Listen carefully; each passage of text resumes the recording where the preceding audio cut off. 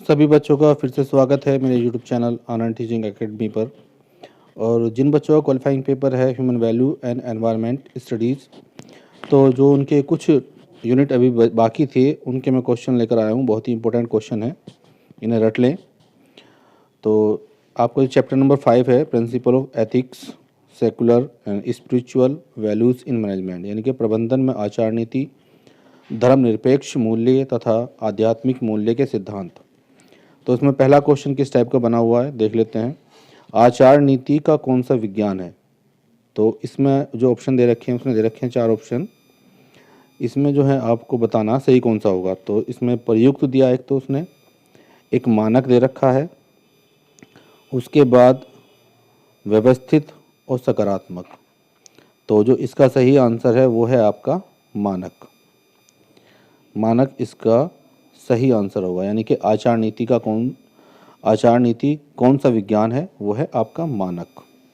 ठीक है, तो मानक को रट लेना। आचार नीति कौन सा विज्ञान है आपका? मानक।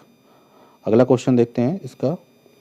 नैतिकता शब्द ग्रीक भाषा के किस शब्द से लिया गया है? तो एथिस, एथीस और इथिक्स और इथोस। तो ये सब जो है नैतिकता आपका इथोस शब्द से लिया गया है। इथोस से बनता है आपका नैतिकता शब्द, जो कि एक ग्रीक भाषा का शब्द है। तो पूछ सकता है कि जो इथोस शब्द है वो कौन सी भाषा का है? तो वो कौन सी भाषा का है? एक तो वो ग्रीक भाषा का शब्द है। तो ये जो है किसका है? आपका ग्रीक भाषा का शब्द है। उसके बाद आचार नीति किसके सही अथवा गलत होने का निर्धारण करती है? आचार नीति किसके सही अथवा गलत होने का निर्धारण करती है? तो इसमें है मानव पूर्वानुमान, मानवीय क्रियाएं, और तीसरा है इसका मानव विचार और मानव निर्णय। तो इसका सही आंसर होगा मानव क्रियाएं। तो आचार नीति किसके सही अथवा गलत होने का निर्धारण करती है? वो है मानव क्रियाएं, राइट आंसर। अगला क्वेश्चन देखते हैं। मूल्यों, नीतियों व चरित्र की दृष्टि से मानव आचरण की निश्चितता को कहते हैं? व्यवसाय, उत्तरदायित्व, आचार नीति या इसमें से कोई नहीं। तो इसका सही आंसर होगा आचार नीति, यानी कि मूल्य, नीतियों और चरित्र के दृष्टिकोण से मानव आचरण को निश्चितता को कहते हैं। मानव आचरण की जो निश्चितता है उसको बोलते हैं हम आचार नीति। अगला क्वेश्चन है धर्मनिरपेक्षता का अर्थ है, यानी कि किसी भी धर्म का पक्ष ना लेना ही धर्मनिरपेक्षता है।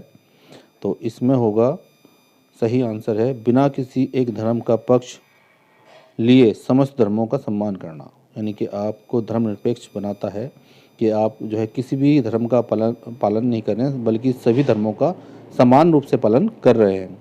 धर्मनिरपेक्षता से आप क्या समझते हैं? ये भी सेम क्वेश्चन इसी तरह है। यानी कि एक धार्मिक समुदाय दूसरे पर प्रभावी नहीं होते हैं। और इसका सही आंसर होगा एक धार्मिक समुदाय दूसरों पर प्रभावी नहीं होते हैं।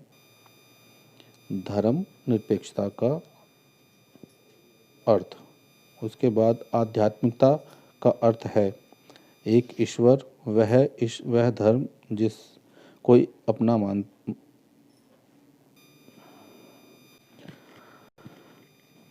क्वेश्चन नंबर जो 7 है वो है आध्यात्मिकता का अर्थ।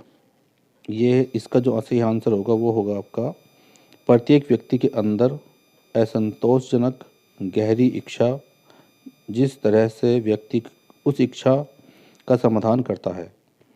तो ये है इसका आध्यात्मिकता का अर्थ। क्वेश्चन नंबर 8 देखते हैं। आध्यात्मिक अथवा नैतिक प्रश्न पर मन को एकाग्र करने का अभ्यास प्राकृतिक विश्व का एक दृश्य अथवा देतत्व के एक छवि प्रतिनिधि के रूप में जाना जाता है। तो इसमें सही क्या होगा? ध्यान, चिंतन, सचेतन या प्रार्थना। तो इसका होगा आपका सही आंसर चिंतन। चैप्टर नंबर 6 है आपका corporate social responsibilities, corporate governance and CSR and modern business tycoons. तो इसमें देखते हैं कि सामाजिक दायित्व उत्तरदायित्व का कौन सा आयाम व व्यवसाय के समाधान, धन व अन्य संसाधनों के सामाजिक योगदान को प्रकट करता है? तो इसका जो होगा परोपकारी, सामरिक, स्वैच्छिकवाद या नैतिक, तो इसका होगा परोपकारी। क्वेश्चन नंबर 2 है, CSR संगठनों को प्रतिस्पर्धात्मक लाभ पाने हेतु कौन सी चीज़ें प्रस्ताव प्रदान करती हैं? तो ये है आपका मूल्य। CSR क्षेत्र किसके साथ निकटता से जुड़ा हुआ है? सतत जीवन, सतत क्रांति या सतत विकास? तो इसका सही होगा सतत विकास। CSR का अर्थ क्या है आपका? तो यह होता है निगमित सामाजिक उत्तरदायित्व। निगमित सामाजिक उत्तरदायित्व। CSR के चरण, तो इसके जो हैं लगभग 4 चरण होते हैं। सही आंसर होगा 4। निगमित शासन की विशेषता है, तो इसका सही आंसर होगा आपका बैठक, सामाजिक दायित्व, शेयरधारकों की ओर पारदर्शिता या ये सभी। तो इसका सही आंसर होगा सारे के सारे, यानी कि ये सारे के सारे ही इसके आंसर हैं।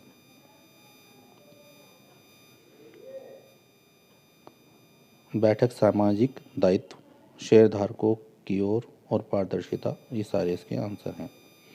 निगमित शासन है तो भारतीय निगम, उपभोक्ता संरक्षण कानून या क्रियाविधि का संग्रह? तो सही आंसर होगा क्रियाविधि का संग्रह।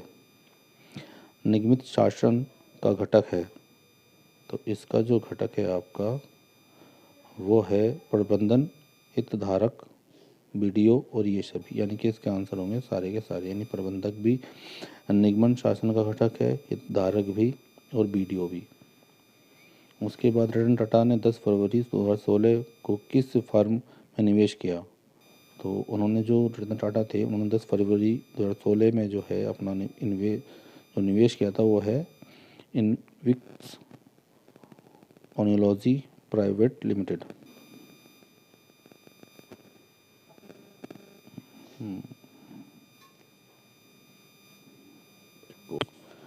चलिए बढ़ते हैं अगले क्वेश्चन की ओर। अजीम प्रेमजी किसके अध्यक्ष व प्रमुख अधिकारी हैं? तो ये जो हैं आपके विप्रो से संबंधित हैं। विप्रो के जो आपके अध्यक्ष व मुख्य अधिकारी हैं वो हैं अजीम प्रेमजी।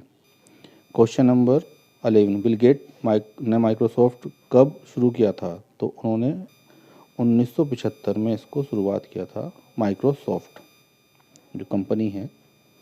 उसके बाद चैप्टर नंबर 7 आपका है निर्णय में समग्र दृष्टिकोण, holistic approach in decision making. तो निर्णय प्रक्रिया के कितने चरण हैं? तो इसके 4 चरण होते हैं, याद कर लेना। उसके बाद निर्णय प्रक्रिया का चरण है नैतिक प्रेरणा, नैतिक निर्णय, नैतिक व्यवहार। तो ये सभी जो है उसी के चरण हैं। भगवत गीता, जिसे सामान्यतः गीता के रूप में जानते हैं, प्रसिद्ध संस्कृत रचना किसके एक भाग है? तो ये है जो आपका जो भगवत गीता है वो है महाभारत का एक हिस्सा है। भगवत गीता में कितने श्लोक हैं? तो 700 के लगभग इसमें श्लोक हैं। और निम्नलिखित में से भगवत गीता किसके प्रबंधन पाठ का साधन है? तो कार्य संस्कृति का भी है ये, कार्य प्रतिबद्धता और उपलब्ध संसाधनों का उपयोग, इन सभी का जो है इसमें समावेश है।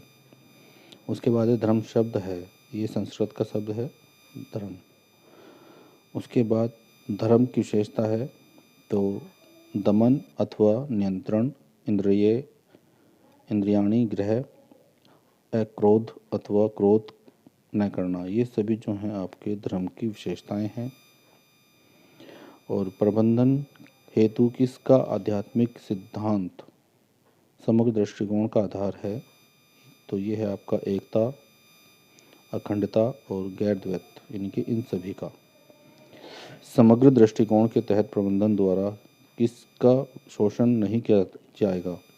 तो ये है आपका समाज व प्रकृति, इसका अंशधारकों का उसके बाद ग्राहकों का, और ये सभी इसके आंसर होंगे। हम किसके द्वारा ईश्वर को स्वयं के भीतर ग्रहण कर सकते हैं? तो प्रार्थना के द्वारा भी कर सकते हैं, पवित्र पाठ और निस्वार्थ सेवा, इन सभी के द्वारा हम ईश्वर को अपने अंदर ग्रहण कर सकते हैं। और इसका जो 8वां है वो है दुविधा पर चर्चा। तो नैतिक दुविधा है मूल्यों के मध्य नैतिक संघर्ष, नैतिक दुविधा का एक उदाहरण है। नैतिक दुविधा का कारण है वो है आपका समाज, व्यक्ति, परिवार, ये सभी जो हैं आपके नैतिक दुविधा के कारण हैं। उसके बाद विपणन नैतिकता के क्षेत्र हैं 3, सही आंसर होगा 3 इसका।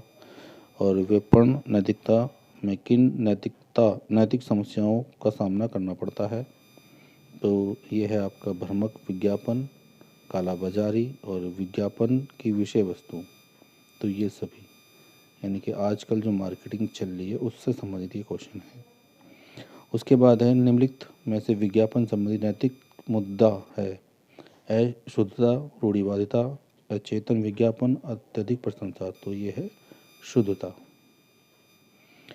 फार्मास्यूटिकल उद्योग में निम्न में से कौन सी नैतिक प्रथाएं अपनाई जाती हैं? चिकित्सकों को उपहार, सदा व्यवहार प्रथाएं और प्रिस्क्रिप्शन डेटा माइनिंग। तो ये सभी जो हैं उनके द्वारा यूज होती हैं, डॉक्टरों के द्वारा। निजीकरण द्वारा प्राप्त किया जा सकता है तो अनुबंध, पट्टा, फ्रेंचाइजी। तो निजीकरण के द्वारा ये सभी हम प्राप्त कर सकते हैं।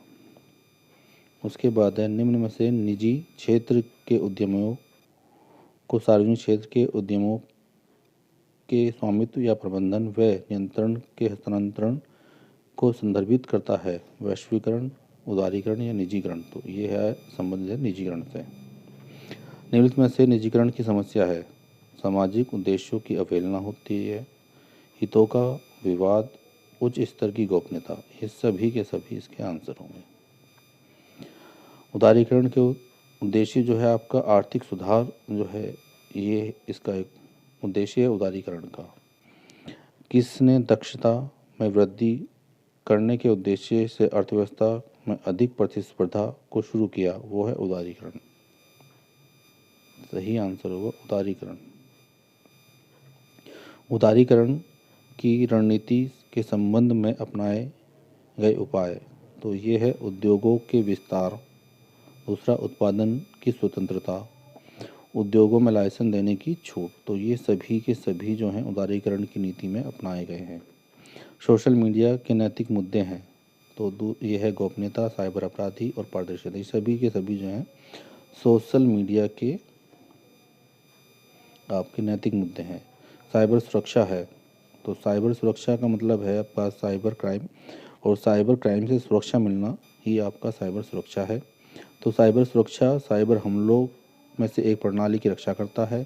साइबर सुरक्षा मलवेयर से सुरक्षा देता है, और साइबर सुरक्षा आतंकवादियों से सुरक्षा प्रदान करता है। तो ये सारे के सारे साइबर सुरक्षा से आपके को सुरक्षित करते हैं। लिमिट में से कौन सा जैविक कृषि का लाभ है? जैविक कृषि के लाभ पूछ रहा है आपको। तो ये है, एक तो जैविक कृषि आपकी जो है पर्यावरण के अनुकूल होती है, श्रम प्रधान है, और स्थानीय रूप से उत्पादित जैविक आदानों का उपयोग। ये सभी इसके आंसर होंगे। जैविक खाद्य पदार्थों की कीमत बहुधा गैर जैविक खाद्य पदार्थों से अधिक क्यों होती है? क्योंकि लागत जो है, उत्पादन लागत ज़्यादा होने के कारण इनकी कीमत ज़्यादा होती है। उसके बाद जैविक खाद्य पदार्थ की कृषि की लागत है पारंपरिक कृषि से अधिक।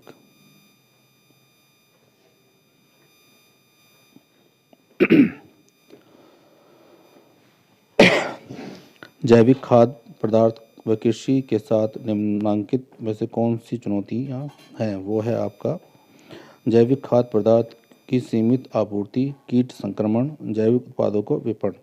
तो ये सभी के सभी इसके आंसर होंगे।